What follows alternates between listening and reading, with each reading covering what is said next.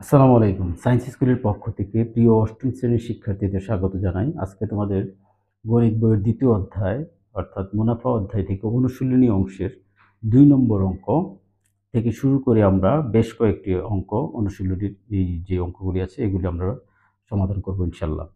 ২ যে অঙ্কটি দেওয়া আছে এখানে একজন দোকানদার কিছু ডাল ৳২,৩৭৫ বিক্রয় করায় তার ৫% ক্ষতি হলো। ওই ডাল কত টাকায় বিক্রয় করলে তার ৬% লাভ হতো?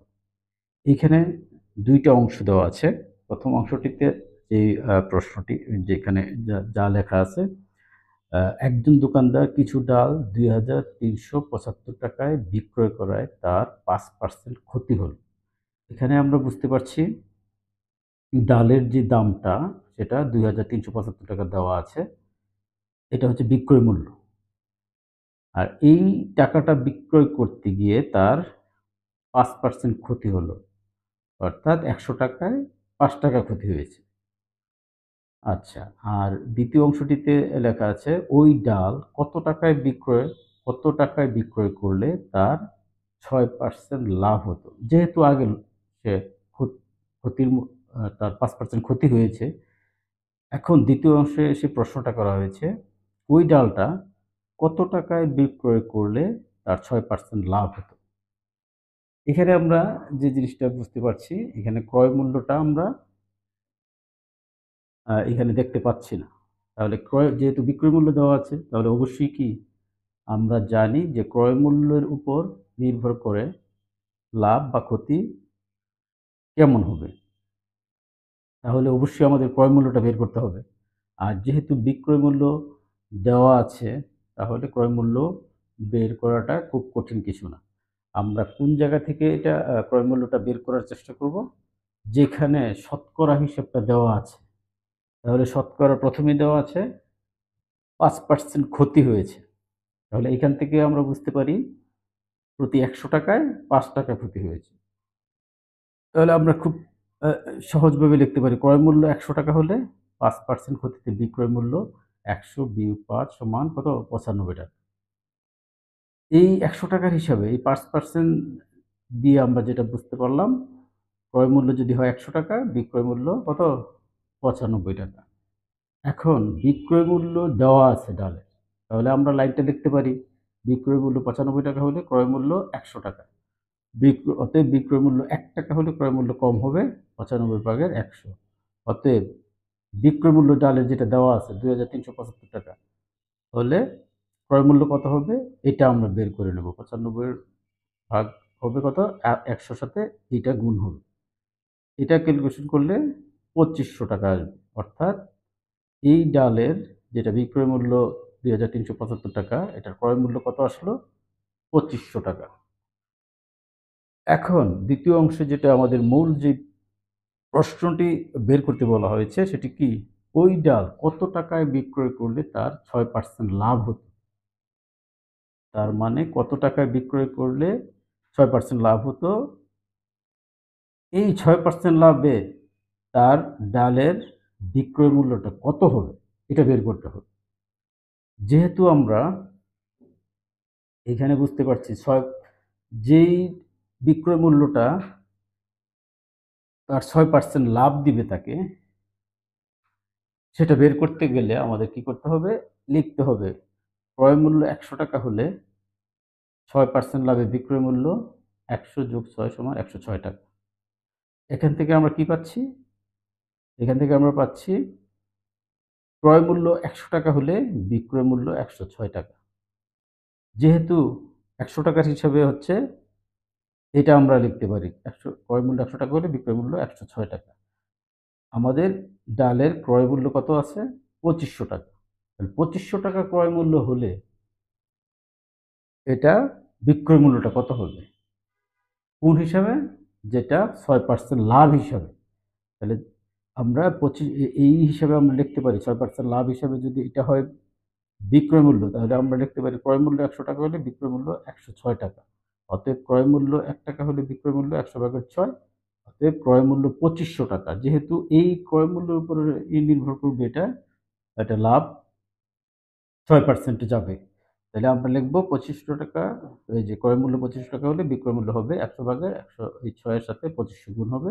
এটাও হিসাবটা করলে আসবে 2650 টাকা। অর্থাৎ 2650 টাকা হবে 6% লাভে এই ডালের বিক্রয় মূল্য। তাহলে অতএব আমরা লিখতে পারি 2650 টাকায় বিক্রয় করলে 6% লাভ হতো। অনুশীলনীর অংশের 3 নং প্রশ্ন হচ্ছে 30 টাকায় 10টি দরে ও 15টি দরে সমান সংখ্যক কলা ক্রয় করে সবগুলো কলা 30 টাকায় 12টি দরে বিক্রয় করলে শতকরা কত লাভ বা ক্ষতি হবে? আগে আমরা কি করব, এখানে যে প্রশ্নটি দেওয়া আছে এই প্রশ্নটি ভালোভাবে খুব সহজভাবে আমরা বোঝার চেষ্টা করব, ভেঙে ভেঙে বোঝার চেষ্টা করব। যেমন এখানে আছে কি 30 টাকায় 10টি দরে ও 15টি দরের সমান সংখ্যক কলা ক্রয় করে, এই এতটুকু দিয়ে আমরা কি বুঝতে পারতেছি? এতটুকু দিয়ে আমরা বুঝতে পারতেছি এক জায়গা থেকে 10টা কলা কিনেছে কোনো এক ব্যবসায়ী 30 টাকায়, আবার আরেক জায়গা থেকে 15টা কিনেছে 30 টাকা দিয়েই। এই লাইনটার অর্থ হচ্ছে এটা। তাহলে আমরা বুঝলাম এক জায়গা থেকে 10টা কলা কিনেছে 30 টাকায়, আবার আরেক জায়গা থেকে 15টা কিনেছে 30 টাকায়।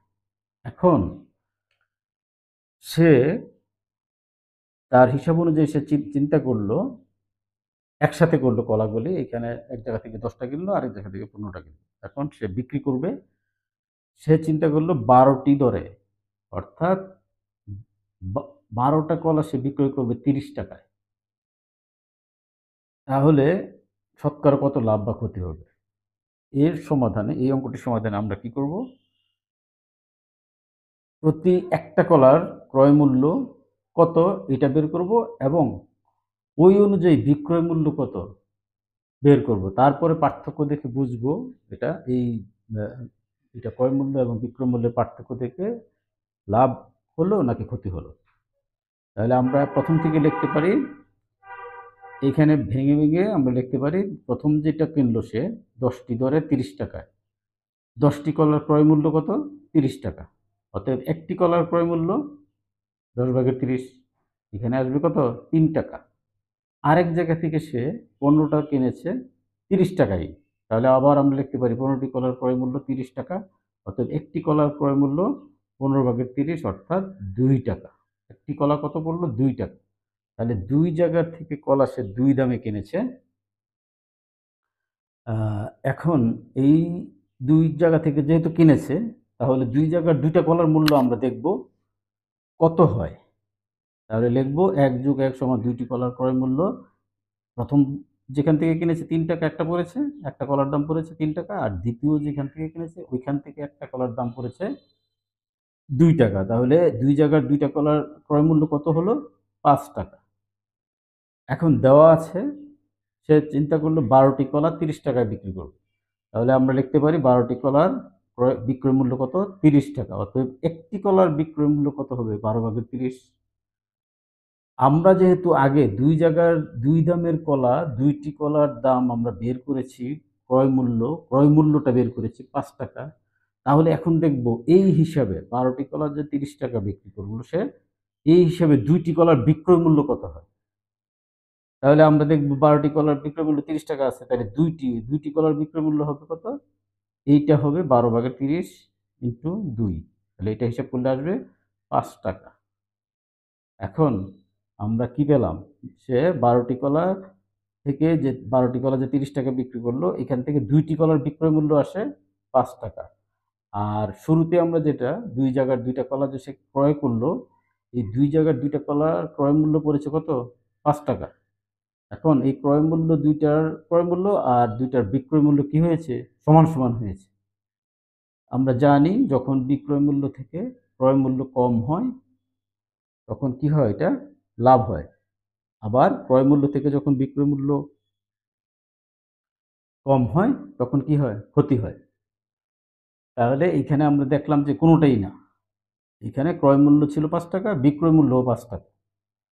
তাহলে অতএব আমরা লিখতে পারি ক্রয় মূল্য এবং বিক্রয় মূল্য সমান হওয়ায় লাভ বা ক্ষতি কোনোটাই হবে না। এরপর 4 নং, বার্ষিক শতকরা মুনাফার হার 10.50 টাকা হলে, অর্থাৎ 10.5 টাকা হলে 2000 টাকার 5 বছরের মুনাফা কত হবে? এখানে প্রশ্নটিতে আমরা কি কি পাচ্ছি? প্রশ্নটিতে পাচ্ছি বার্ষিক মুনাফার হার 10.5 টাকা, অর্থাৎ মুনাফার হার হচ্ছে কত? 10.5%। আমরা এখানে আর এর মান পেলাম। আর এই 2000 টাকার 5 বছরের মুনাফা কত হবে?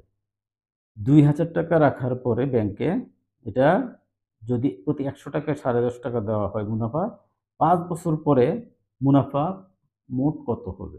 এটা বের করতে বলা হয়েছে। আমরা ইতিমধ্যে জানি, তোমরা সবাই জানো এটা, যে মুনাফার সূত্রটি কি?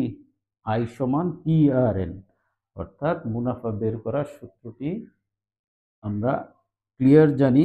আই সমান PRN, আর আই হচ্ছে মুনাফা, পি হচ্ছে আসল, আর হচ্ছে মুনাফার হার, এবং এন হচ্ছে সময়। তাহলে আসল, মুনাফার হার এবং সময়কে গুণ দিলে কি মুনাফা চলে আসে।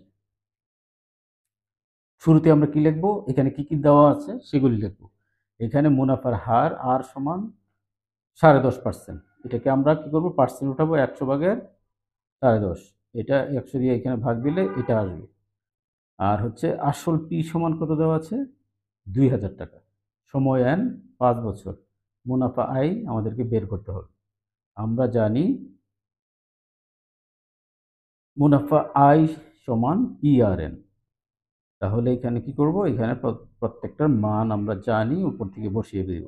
পি এর মান কত? 2000।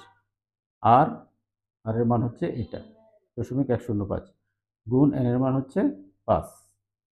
এটা হিসাব করলে চলে আসবে 1050। এটা কি আসলো? মুনাফা। যে 5 বছর পরে যে মুনাফাটা আসবে এটা হবে এই যে 1050 টাকা। মুনাফা সমান সমান 1050 টাকা।